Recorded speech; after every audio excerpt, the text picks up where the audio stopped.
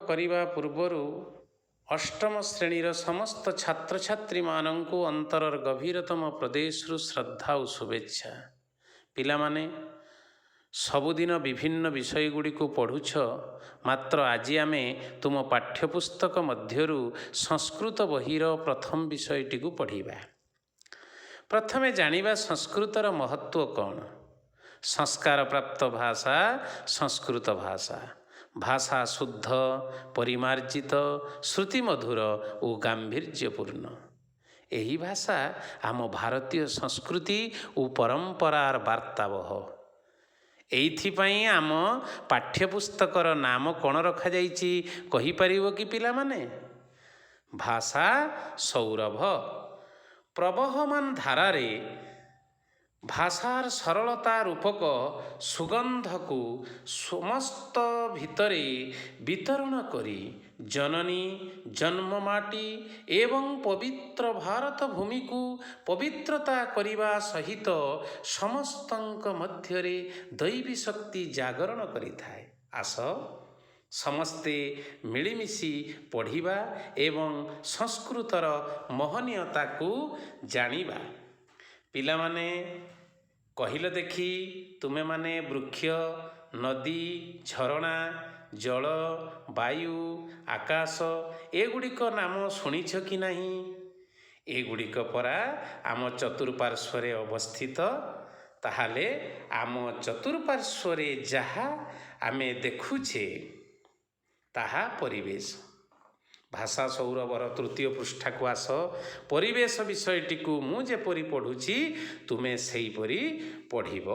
ପରିବେଶ ପରିବେଶ ସବୁବେଳେ ଉଚ୍ଚ ସ୍ୱରରେ ପଢ଼ିବାକୁ ଚେଷ୍ଟା କରିବ। ମାତୃ ଶବ୍ଦସ୍ୟ ପ୍ରୟୋଗ। ଇୟଂ ଭାରତୀ ମନୋଜସ୍ୟ ମାତା। ଇୟଂ ମାନେ ଏହି। ମନୋଜସ୍ୟ ମାତା ଭାରତୀ। ଭାରତୀ ମନୋଜର ମାତା ଅଟନ୍ତି। ମନୋଜଃ ପ୍ରତିଦିନଂ ମାତରଂ ପ୍ରଣମତି।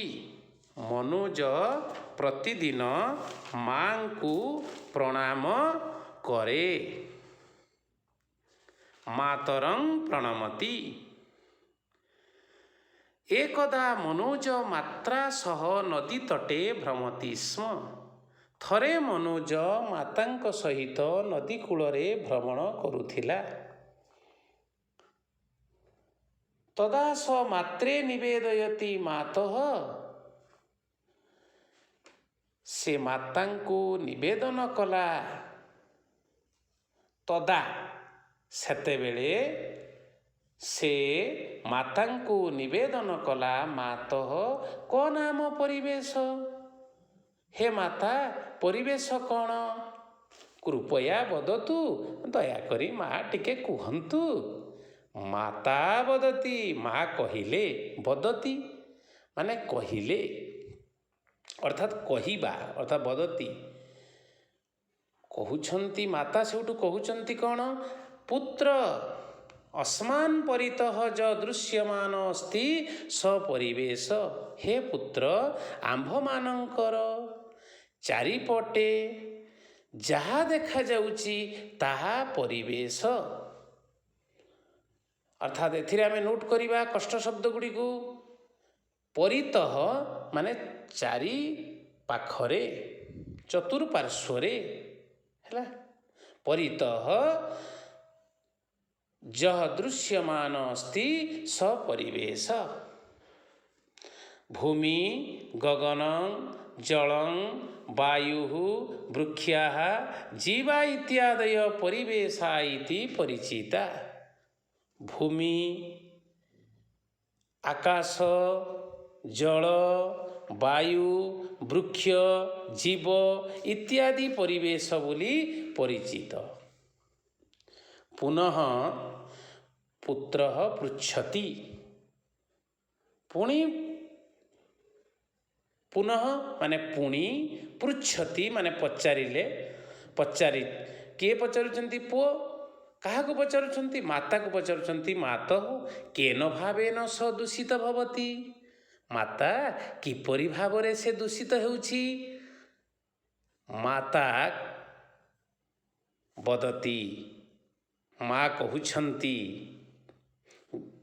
ଗୃହସ୍ୟ ଅବକର ଦ୍ୱାରା ତଥା च कृषिक्षेत्रे रासायनिक सारस्य प्रयोग द्वारा भूमि दूषिता भवति। गृहर अलिया आवर्जना द्वारा तथा कृषिक्षेत्र रे रासायनिक सारस्य प्रयोग द्वारा भूमि दूषित हेउछि।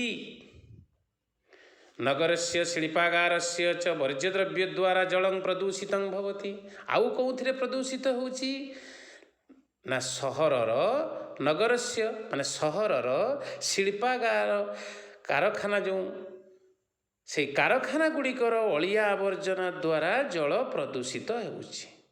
तैल चालित यानानां धूम द्वारा वायु प्रदूषित भवति। तैल चालित यान गाड़ी मानकर धुआं द्वारा कौन होछि ना वायु प्रदूषित भवति, वायु प्रदूषित होछि। शिल्पागार स्थापनार्थम अरण्य क्षेत्राणि विनष्टानि भवन्ति। आमर शिल्पगार गुड़ी को आमे कौन करुचे स्थापन करिबा पई अरण्य गुड़ी को आमे नष्ट करि देउछु। वृक्षाणां छेदनं भवति, तापई आमे वृक्ष गुड़ी को काटी दउछु। वृक्ष गुड़ी को काटा जाउछि कि नहीं, देले अरण्य गुड़ी को नष्ट कर दिया जाउछि। तेन वन्यजीवाः विनाशं गच्छन्ति, ताहा द्वारा वन्य प्राणी माने विनाश होउछन्ति। प्रतिदिनं दिन को दिन उत्तापर वृद्धि होउछि। उत्तापस्य वृद्धिर्भवति। आवश्यक समये मेघा न वर्षन्ति। आवश्यक समय अर्थात ठीक समय रे मेघ वर्षण हेउनाई। ता भितर जो गुड़िक कष्ट शब्द आमको लगिला, धरतु आमे गोटे शब्द से आसिला भ्रमति स्म। भ्रमति स्म माने बुलुथिला, आमे नोट करिबा भ्रमति स्म माने बुलुथिला। धरतु निवेदयति माने निवेदन करुछन्ति। कृपया माने दया करी।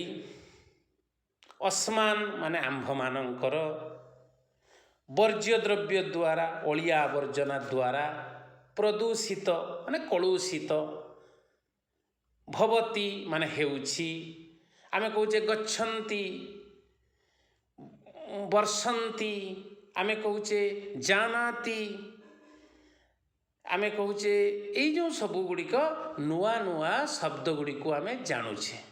एगुड़िक आमको किछि कष्ट नुहे और नुआ नूतन नूतन शब्दर संधान आमको मिलुछि। आमे भाषार शक्ति मध्य बढ़ुछि एवं कथा मध्य तुमे विभिन्न शब्द गुड़िक तुमे ज्ञान होला परे विभिन्न कथा कहिबार शक्ति मध्य तुमर वृद्धि हेइ जिवो।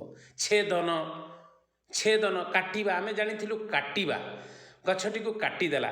मुझे कहबी वृक्ष को छेदन करने अनुचित, आहुरी शब्दर गांभीर्य बढ़िबो। जोटी मु तुमको प्रथम कही संस्कृत भाषा पढ़िले शब्द गांभीर्य आसे एवं सेथिरे सबु परिमार्जित श्रुति मधुर आसे। तेणु एगुड़िक आमे जदि पाठ करिबा एवं जो गुड़िक आमको कष्ट लागुची नोट करिबा, शब्द गुड़िक मने रखिबा को चेष्टा करिबा, आमे आमर शब्द भंडार सृष्टि हो जिवो। आमे गोटे शब्द गोटे शब्द भितर रहिबानी व्यापक शब्द अर्थात ज्ञान वृद्धि हो जिवो। तेणु परवर्ती पर्यायर आमे व्याकरण प्रति दृष्टि देबा। किछि नाही, व्याकरण एक सहज पाठ, ताकू आमे भाबुई गले सेटा कष्ट लागिबो। जदि साधारण कामटी पिला माने तमे करिबा को जिवो, जदि भाबिबो जे एटा बहुत कष्ट हबो, ताहाले तुम्हें डरीगले भयभीत हो गले तुम कौन सी कम कर ना। तेणु प्रथमे साहस बांधिबा, तापर आमे निश्चित भाव में कार्य करिबा। देख तुम कहूच भ्रमति, मु कहूँ बदति, से कहूँ भवति, से कहूँ वर्षति, से कहूँ जानाति। ए ती ती ती ती लगिला। आउ जड़े कहूँ भ्रमंती, जड़े कहूँ बदंती, जड़े कहूँ भवंती, जड़े कहूँ वर्षंती, जड़े कहूँ जानती। ये सब कौन हो तीनती इमती शब्द है। अच्छा से ही गोटे जिनिस अर्थात केटा बहुवचन रे होउछि, केटा एक वचन रे होउछि। तेणु या को आमे व्याकरण क्लास रे आमे ताकू जेतेबेले आमे व्याकरण पढ़िबा अति सरल भाव में ताकू बुझी परिबा। तेणु पिला माने तुमे मन लगाई एटाकू पढ़िबो। मु तुमको किछि प्रश्न देबी, से प्रश्न गुड़िक तुमे करिबा पई चेष्टा करिवो। जे से प्रश्न गुड़िक धरंतु मु गोटे प्रश्न तुमको लेखिकी ତୁମକୁ ପଠାଉଛି, ତୁମେ ଦେଖିବ। ଉଦାହରଣ ତୁ ଦେଲି କା ମନୁଜସ୍ୟ ମାତା, ତୁମେ ବହିରୁ ପଢ଼ିକି କରିପାରିବ। ଇୟଂ ଭାରତୀ ମନୁଜସ୍ୟ ମାତା। ମୁଁ କହିଲି ଆଉ ବି କହିପାରେ ଯେ ମନୁଜସ୍ୟ ମାତା କା, ତୁମେ କରିପାରିବ। ଯେ କହିବା ମନୋଜ ପ୍ରତିଦିନ କିମ୍ କରୋତି, ମନୋଜ ପ୍ରତିଦିନ କାଂ ପ୍ರಣମତି। ଆମେ କହିବା ଏକଦା ମନୋଜ କୟା ସହ ନଦୀ ତଟେ କିମ୍ କରୋତି। ଏଇଭଳି ଅନେକ ପ୍ରଶ୍ନ ଆମେ କରିପାରିବା। ଅର୍ଥାତ୍ ପ୍ରଶ୍ନ ମଧ୍ୟ ମୁଁ ତୁମକୁ ଦେଉଛି, ତୁମେ ତାକୁ କରିବ ଏବଂ ପ୍ରଶ୍ନ ଗୁଡ଼ିକର ଉତ୍ତର ମଧ୍ୟ ତୁମେ କରିବା ପାଇଁ ଯଥାସାଧ୍ୟ ଚେଷ୍ଟା କରିବ। ଯଦି ତୁମେ ନ କରିପାରିଲ, ଆମ ଦୃଷ୍ଟି ଆକର୍ଷଣ କଲେ ଆମେ ତୁମକୁ ପୁଣି ଉତ୍ତର ଗୁଡ଼ିକ ମଧ୍ୟ ଦେବୁ ଏବଂ ତାକୁ କରିବ। ବାରମ୍ବାର ପଢ଼ିଲେ ତୁମେମାନେ ନିଶ୍ଚିତ ଭାବରେ ସଫଳ ହେବ। ଏଥିରେ ଅସଫଳ ହେବାର କିଛି କାରଣ ନାହିଁ ଏବଂ ସଂସ୍କୃତକୁ ଭୟ କରିବାର କିଛି କାରଣ ନାହିଁ। ଏହା ସହଜ ପାଠ ଅଟେ।